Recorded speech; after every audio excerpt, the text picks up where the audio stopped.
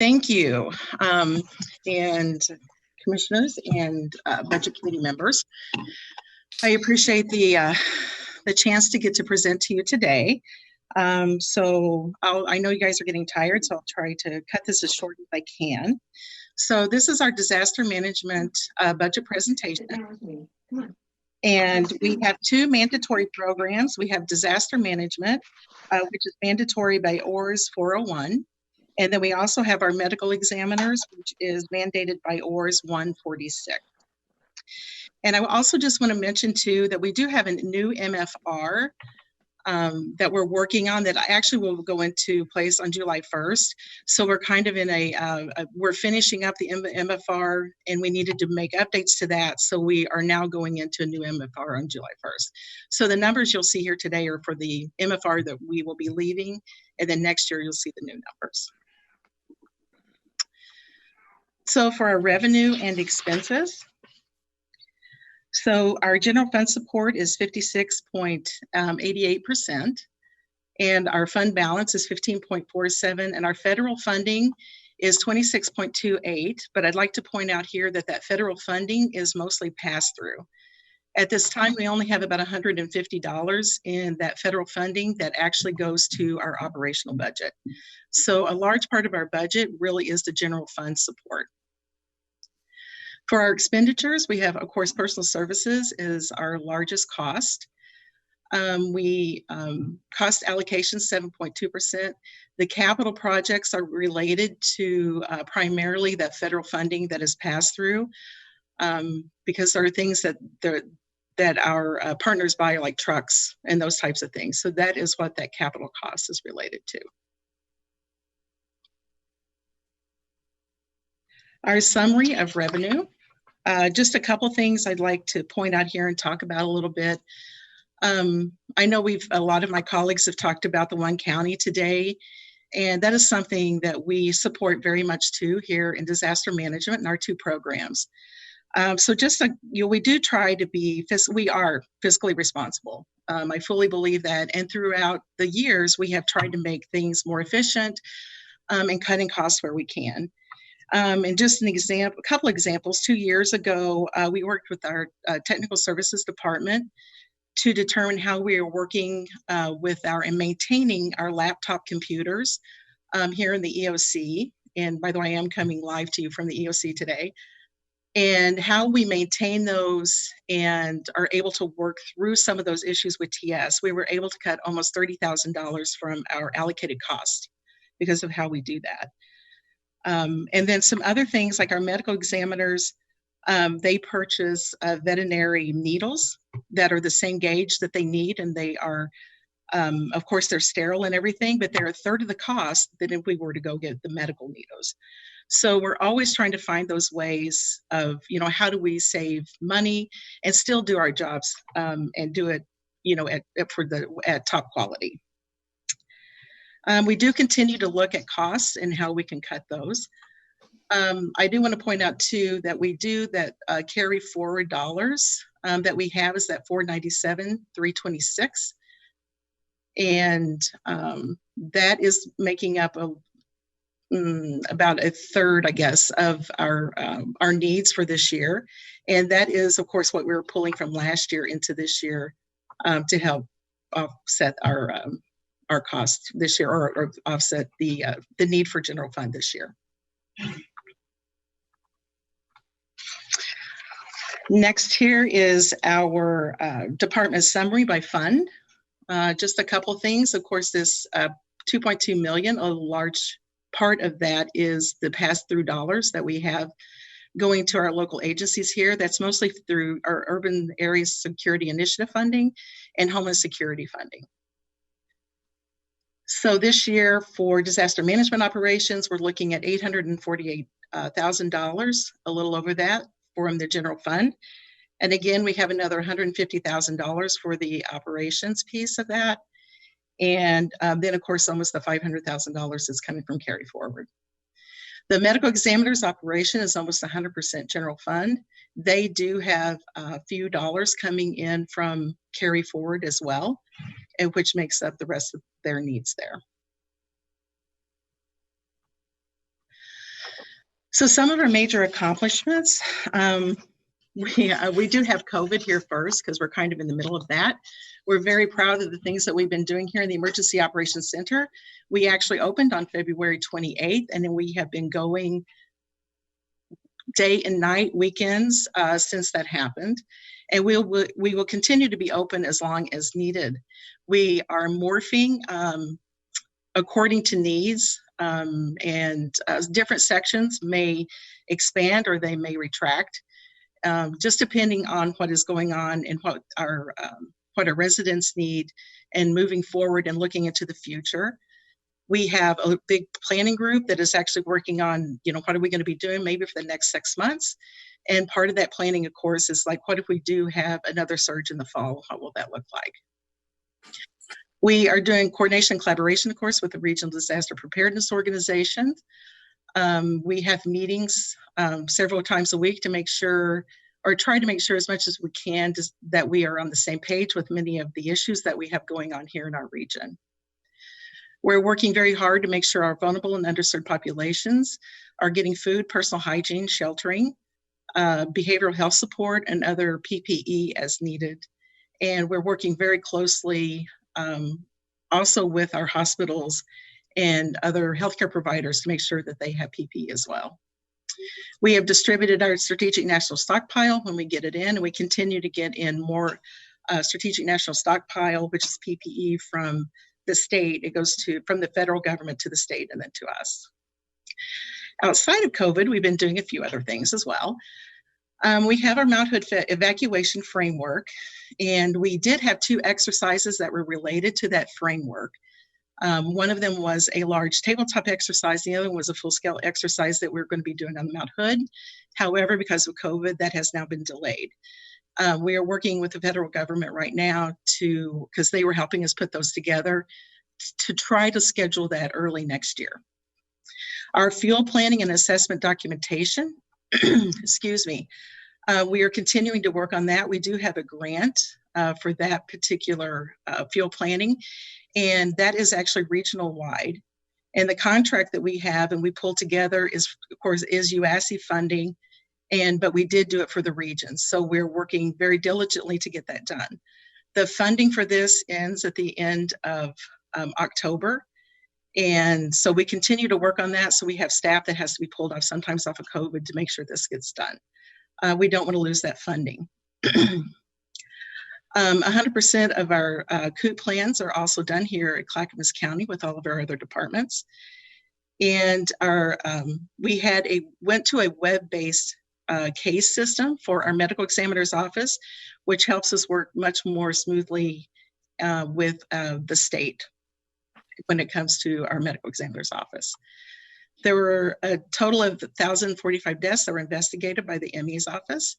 285 of those are full scene investigations, and 760 of those are limited investigations. Some significant changes that we've had over from last year. Our grant, or when you look at, and I think this was a question someone had, when you look at our federal funding, it has gone down, I think $400,000 to $500,000, or obviously $650,000, sorry. A large part of that is a one-time project with a buyout from the 2015 flood. That is about $500,000 of that $615,000.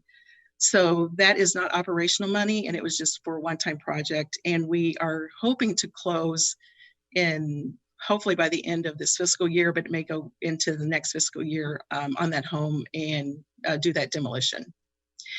The other pass-through dollars are not expected to be what they were from UASI for Clackamas County jurisdictions, so that's the other drop there. Materials and services, that is a large drop because we are losing the contingency funds that we've been using and keeping for disaster events, but we're now turning that over to the county. And we would be working with the BCC as well as our county administrator if we needed funding for events going forward.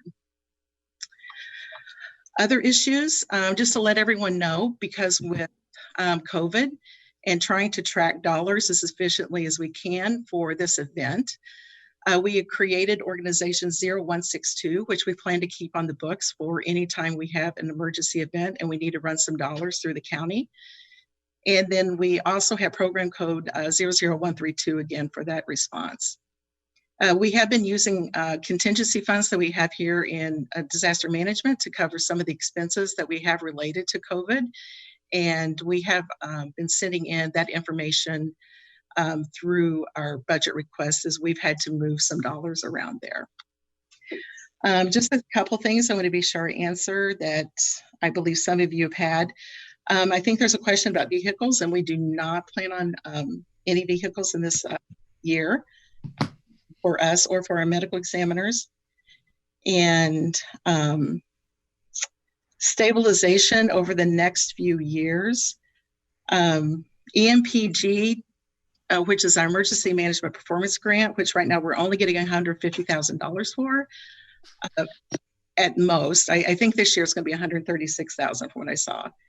That has kind of leveled out, and all of our other funding is really coming from general fund. So that's a discussion obviously we'll have in the future. So I'm happy to entertain any questions. Thank you so much. Drenda, I think we have one and two. We have Jan Lee. Yes, my question was, I know that you have set up for contingency to move funds from the CARES Act. Do you handle all those funds for each department as well, or is every department handling their CARES Act funding separately? That's a really good question. So the CARES Act funding, so right now on Friday, we do have from the county a spreadsheet that is due to the state that says this is what we've spent so far on COVID to get some of the general CARES dollars that didn't come to us and just went to the state. So Multnomah County, Portland, and Washington got their own. So those CARES dollars and all of that is going through here at disaster management. We do have other CARES dollars that primarily are coming into H3S, and they continue to go into H3S, but in order for those funding to be used, then it is coming through the EOC.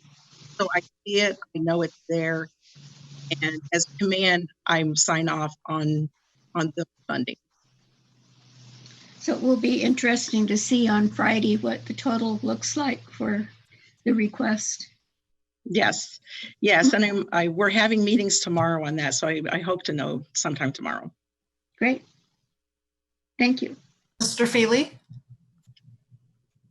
Thank you. I have a very quick question on the Mount Hood evacuation drill. And that question is, are you going to be working with the 500 or so owners of the recreational cabins on the mountain? That is a great question. And our plan was, and hopefully moving forward, that we'll continue to go. We have a couple things going on there. We are developing brochures, and then we have zone maps that we will give to those homeowners in that zone that shows how they need to evacuate during a wildland fire, volcano, it's all hazard. So we're working with them in that respect. But the other thing that we want to do with our full-scale exercise is actually work with a couple of communities up there to actually do a real live evacuation. So we can't obviously do all of them, but that is something that we're working on to include them and to include the community. So the cabin owners don't have a mailing address at the mountain, but they have a home address. That is correct. And we have access to that, and we're able to mail things to them. Perfect. Thank you. Thank you. Commissioner Humberston. Thank you. No questions on your budget presentation. I just wanted to commend you and your entire team for 3 months of 24 hours a day, 7 days a week service during this COVID crisis. You did an incredibly good job of pulling people together. And when I look at the numbers in terms of the impact of COVID, medically speaking, on our community, in this region, we have by far the lowest numbers. And I think that's a direct tribute to the work that you and your team have done. And I want to thank you personally. My wife and I just had our tests because I have a son-in-law in Texas that has a lab, as you know, and we don't have a problem, at least not today. but I just wanted to commend you. You guys have done incredible work, and it's very much appreciated. Thank you, Commissioner. And I want to thank all the commissioners as well, and for the support, and County Administrator Gary Schmidt, and also our community too, because our community has really responded well, which is why we're able to keep those numbers low. So thank you. Commissioner Savas. Yeah, Nancy, thank you for all your hard work. I'd echo what Commissioner Humberson just shared. And I know this is probably a crazy question, but got to ask it. And so I'm asking you to kind of put your pre-COVID hat on. Prior to all this, if I was to ask you the question 3 months ago, how do we compare to other counties with emergency management as far as personnel per capita or geography? I mean, are we well-staffed, understaffed, overstaffed? I mean, I'm sure you're not going to say overstaffed, but just And actually per capita, we are understaffed. Is that right? Okay. That is correct, yes. So Portland and Multnomah County have far more staff per capita than we do. And Washington County is just above, or they're just, above the capita than what we have. So we in the region, and we're understaffed. Yeah, because I imagine that a lot of people might think that pre-COVID that, we don't really maybe, we're waiting for the Cascadia, which may not happen, which I actually have a sick feeling it's probably closer than a lot of people realize as far as happening. So I'm really concerned about Cascadia and our ability to respond as a region. It's going to make COVID look like a something. Well, I mean, you can't diminish the value of life, but I can't put in the scale how many people might lose their lives, but it concerns me. From the magnitude of the budget and the magnitude of what we do and serve the people in the county, I think it's going to be far more severe. So I appreciate that. Is there, and I see the cuts you made for general fund support of about 19%.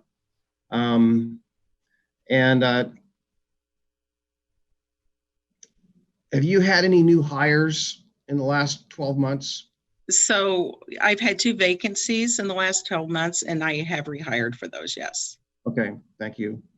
And then one kind of an aside related to today's reports from the OHA. Is there any relationship to the 41 cases spike in Multnomah County today? I'm not sure. I was looking at that actually not long before we got on, and I don't have any information there. It's probably the biggest one-day spike in any county I've seen in a long time. Yeah, I have a suspicion what it's related to, but I'm not positive, so I don't want to say that publicly. Okay. If you happen to get wind of that, let me know, please. I will, definitely. Yes. Thank you for your service. Please. Thank you.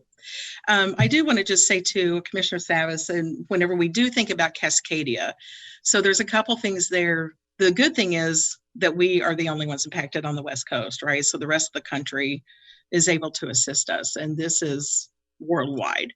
But the other thing is, you're definitely right. Whenever we think about our infrastructure is still in place right now. We do have a lot of the devastation when it comes to our economic recovery and what that may look like, which is probably very similar to what it would be during Cascadia, but we do have our infrastructure, and that is something we do have something to work from, other than, like Cascadia would be the whole thing from the ground up. Yeah. Thank you. Thank you.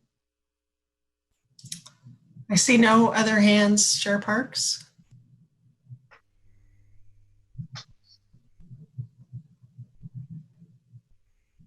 Microphone.